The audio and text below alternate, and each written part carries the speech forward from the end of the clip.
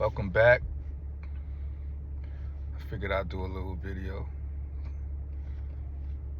Show some gratitude by telling y'all, excuse me, a little bit about myself so y'all could get more familiar with me. And the reason why I created this channel. See, I grew up, I'm gonna start when I was born. I was born in Queens, South Ozone Park to be exact. 1976.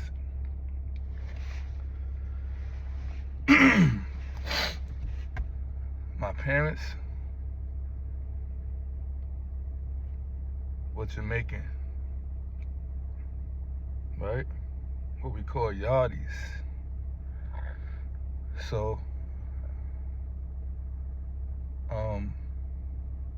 it was a beautiful life for me growing up, I must admit. It started off beautiful. I had both my parents. As far as I can remember, is what we was living in Wave Crest and for Rockaway. And I was more like an old soul, because I remember too much.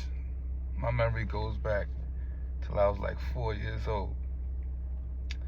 They say I was a little more advanced than the average four-year-old. I remember an incident when I took my little brother to the park, got up, I got dressed.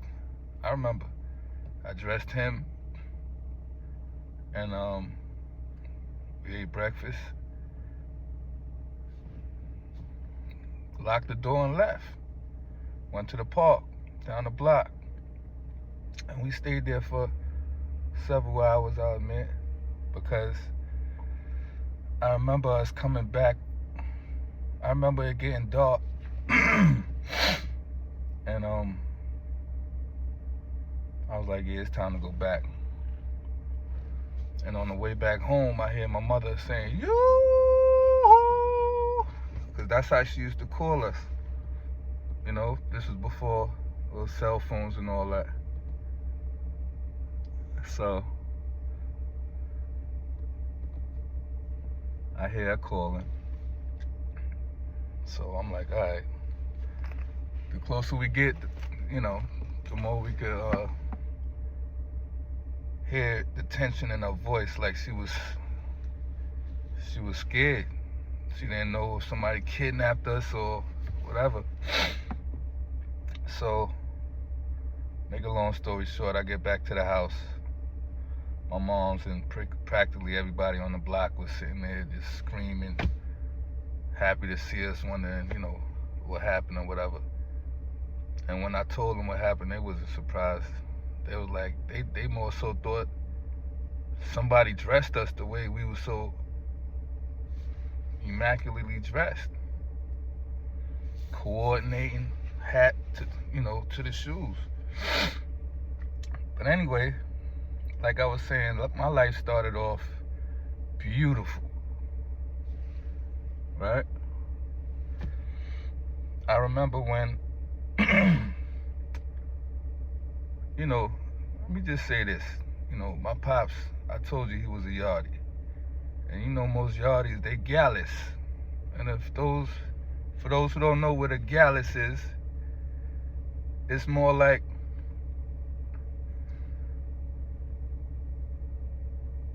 how should I put it? It's a person that just got plenty girls, right? And my mom's, she's a serious woman. She wasn't having it, But she knew he was a gallus, to be honest. Now that I'm a man, I can admit she knew what she took in,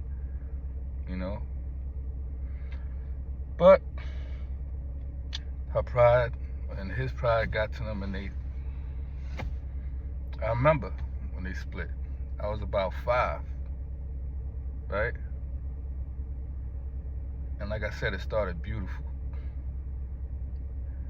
And what I forgot to mention was there was a man in the park that approached me and my brother. And he was like, "What y'all doing out here by yourself? Like, who y'all with?" You know, my little brother said, "Nobody." And he said, "Go home before I kill y'all." He did. So,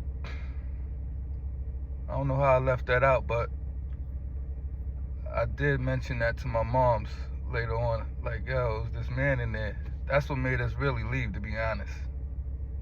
You know, it had something to do with it getting dark, but he really made it clear we need to get up out of there. So, I tell my moms what happened. And we was living above Papa Curtis, who was one of the pioneers in Far Rockaway. If you're from Far Rock and you don't know who Papa Curtis is, maybe you're not from Far Rock, you know? Or maybe you're just too young to know who he is. He was a staple in Far Rock. Many levels. He was a giant. Big, tall, hands big like mine or bigger. But anyway, he kind of controlled a lot of things that happened in Far Rock back in the days. You know, he helped a lot of people. He was a good man. God bless his soul. But yeah, I mentioned it to my mother, like, yo, this man said we need to get out the park or he's gonna kill us or whatever. That's how it was back then, you know. So happened this man come walking down my block one day. I was sitting on the steps. I said, you know what? I think I need to let my moms know that that's the dude right there, because he know where I'm at. He know where I live now. He recognized me. So I went and told my moms. And she stormed out the building. You know. Went straight at him. And this man was a gangster. You know. That's all I'm going to say. He was more than that. But if you know, you know. His name was Robert Jent. You know. Anyway, this man ended up being the father to my siblings. Right? Him and my mother ended up getting in a relationship because, like I said, my pops was gone. Right?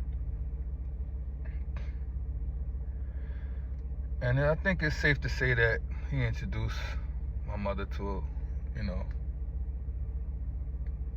the dark side of Far Rockaway.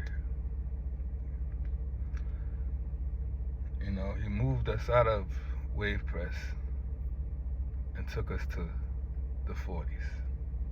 Beach 43rd Street to be exact.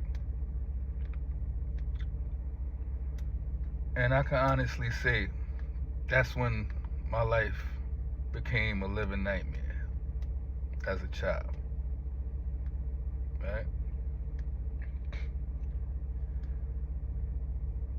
It had its ups and downs because, you know, I was even resilient when I was a kid, you know. I don't know how. I really don't, you know. Maybe it's that Jamaican blood in me. But once we moved to the 40s, it was on and popping. It was nothing but fighting. You know. I went to PS 105, PS 106, PS42. It was rough. We wore secondhand clothes and shoes. It was rough, man, because he was on drugs, and eventually, my mother was on the same drugs he was on. So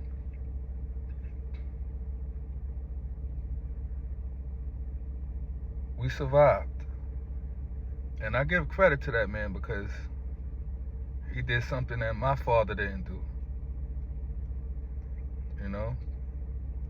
He raised me. Harsh as it sounds, he raised me. And this was a very dangerous, very serious man. Just like Papa Curtis. He worked for Papa Curtis at the time. That's why he came down the block when I got my moms to come out and address him. He was coming to see Papa Curtis downstairs.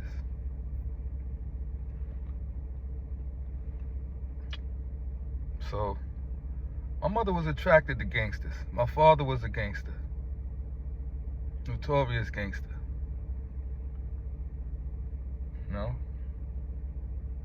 And I wanted to be like my father. My biological father.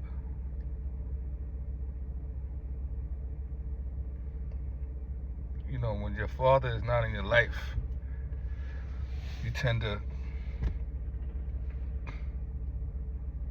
want to be like your pops.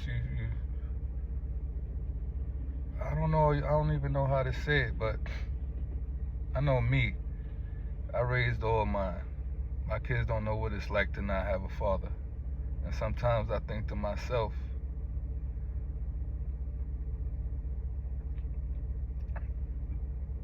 did I hinder them or help them by giving them a father? Because me and my sons is a little different, and I that's by design. I wanted them to be different from me.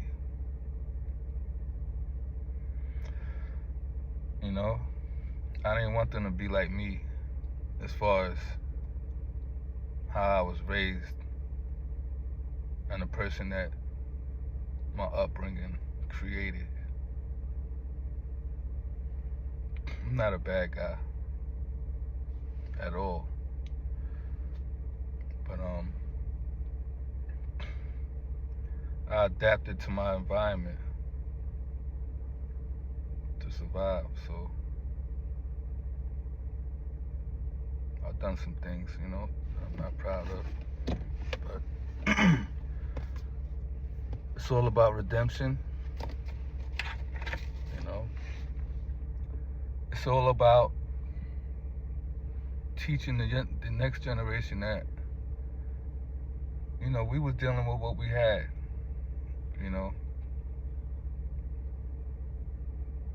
That's it. We became products of our environment. We used to, we used to jump the train just to go to different places and do different things and come back home.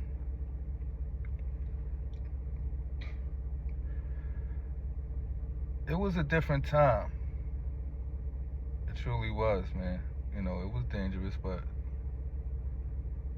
it was different, man, and I appreciate coming up in that time because I don't know how I would be if I would have grew up different. And I'm proud of who I am. I like the man that I become. I love the man that I've become, rather. And I just want to be an example to people that grew up like me. You don't have to throw your life away. You don't. Because I used to think like that. I didn't care about nothing. No more than the next man. I didn't care if I lived or died or got thrown in jail forever. Because,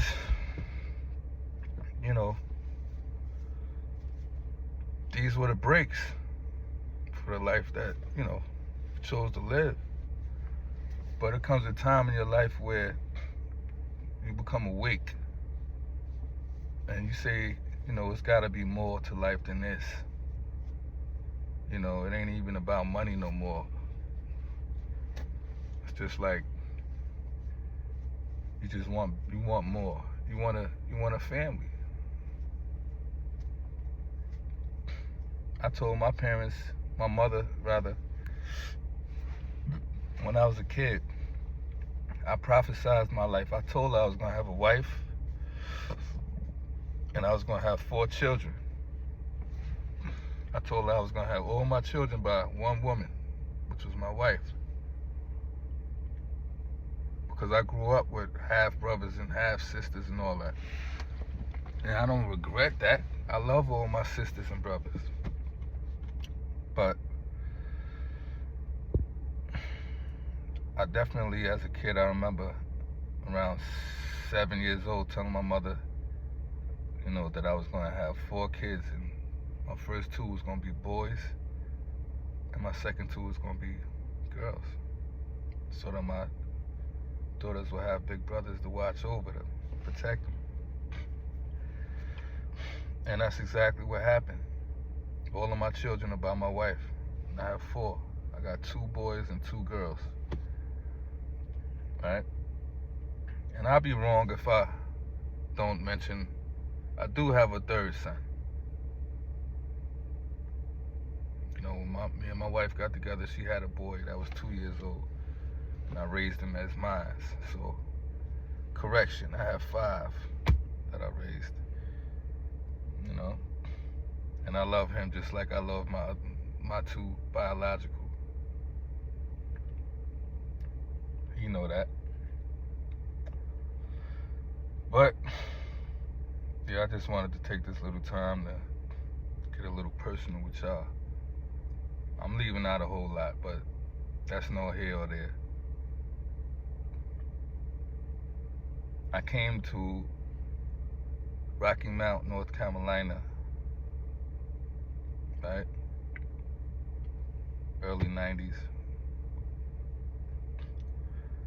I'll say around 90, right?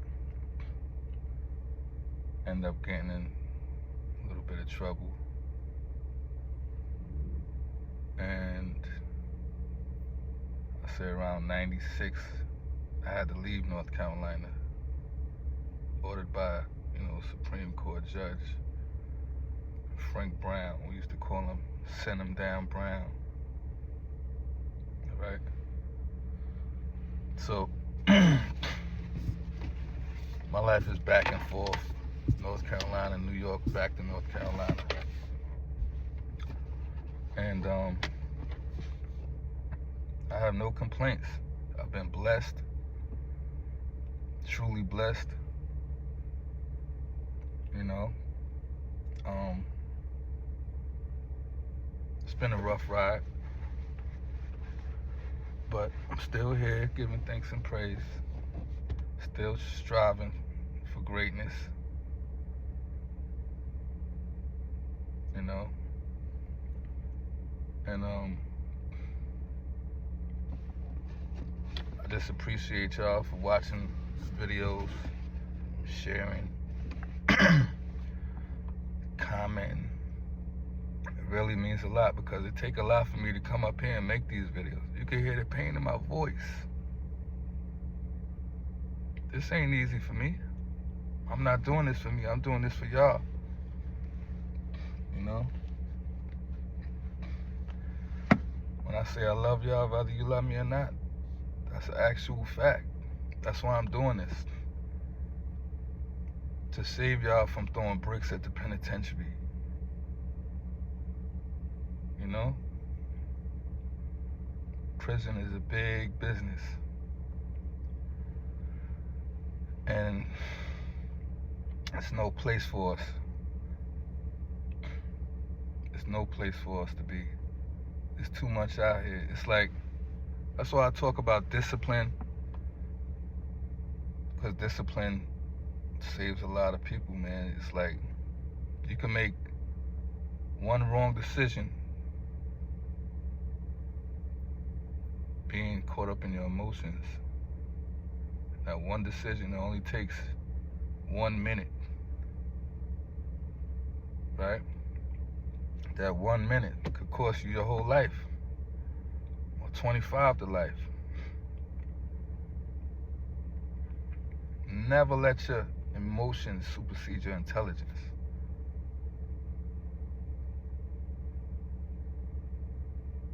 That's the worst thing you could do.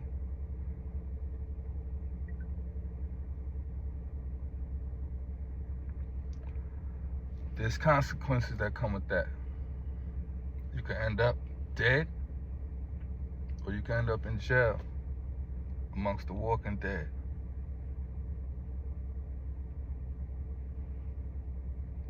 Be smart. Think before you act.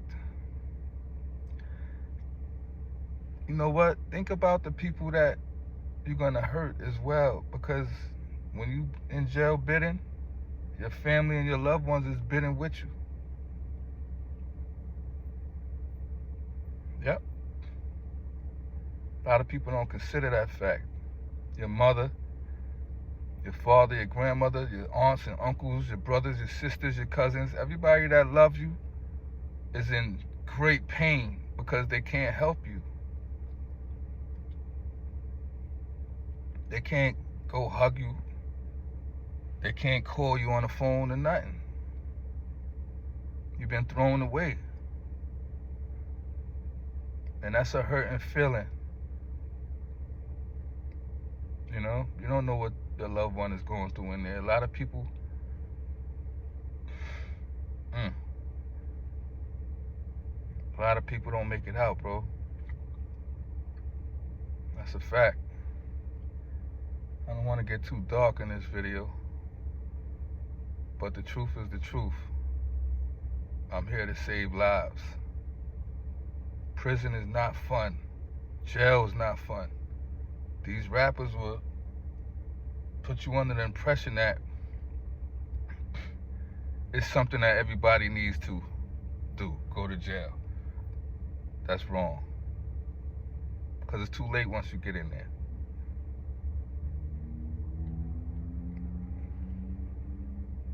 It's too late. You know? You gotta be smart out here.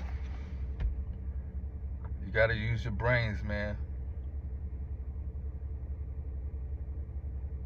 Mind is a terrible thing to waste.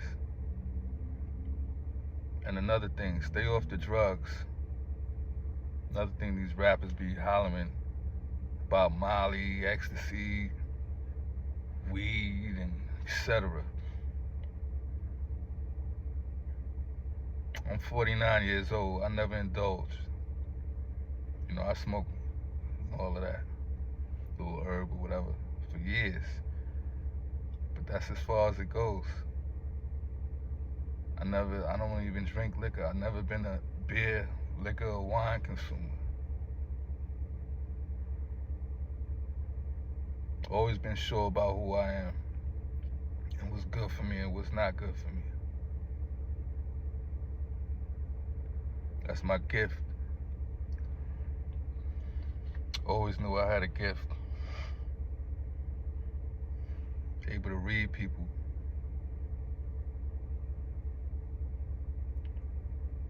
Always been able to read people. You know? So, I think I've come to the conclusion of this video. You know, y'all gotta understand, man, doing these videos is not easy. It's not. But I'm doing them anyway. Because I love y'all that much.